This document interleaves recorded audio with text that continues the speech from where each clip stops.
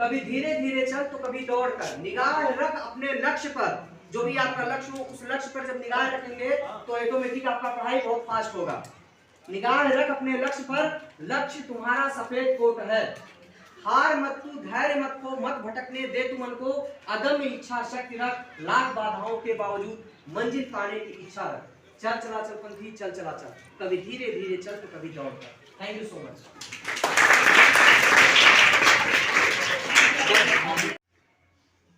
सिर्फ मेडिटेशन से ही जाया जा सकता है। जब तक आप अपने बारे में नहीं जानेंगे, जब तक आप इस सृष्टि के सारे एनर्जी के बारे में नहीं जानेंगे और बहुत ज्यादा हाई लेवल का एनर्जी आप अपने बॉडी के अंदर नहीं लेकर जाएंगे, तब तक आप स्वामी विवेकानंद नहीं बन सकते।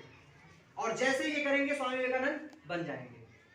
I am the happiest, I am the happiest, I am the greatest, I am the greatest, I am the best, I am the best, I am the best, I am the best। आपको ऐसा कोई theorem नहीं है जो समझ में नहीं आएगा, कोई ऐसा इक्वेशन नहीं है जिसको आप बैलेंस नहीं कर सकते हैं, कोई ऐसा फॉर्मूला नहीं है जिसपे आपके सवाल लगेंगे नहीं। अगर आपसे नहीं लग रहा है तो हो सकता है कि आपने कहीं उसको समझने में गलती की या कुछ मिस किया है, तो आप जाइए अपने टीचर से पूछिए और वो सवाल लगना ही लगना है, क्योंकि वो सवाल लगने के लिए बना है। एनर्जी स्टोर कर रहे हो, ये एज्यूम करना है, आपको रियलाइज करना है ऐसा, ठीक है। आई क्लोज एवरीवन।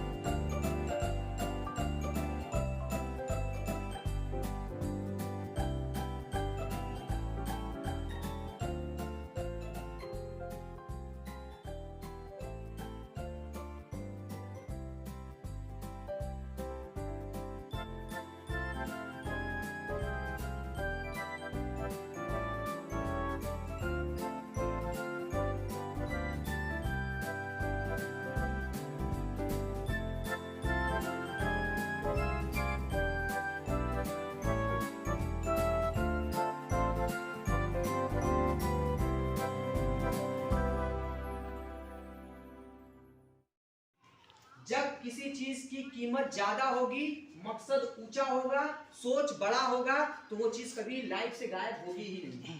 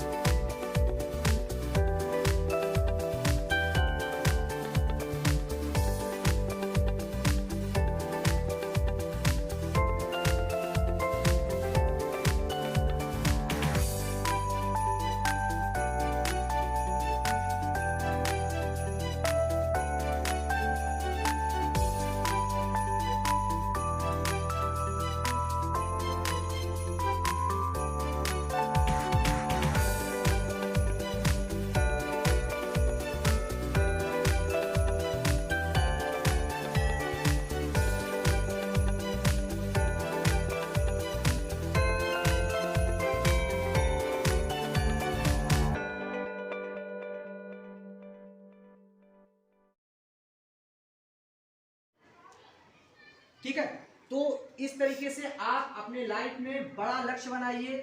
किसी का लक्ष्य ये भी हो सकता है कि हम समाज का बहुत बड़ा सेवा करेंगे, नेता बनेंगे, अच्छा नेता बनेंगे, आज के जैसे नेताओं की तरह नहीं बनेंगे।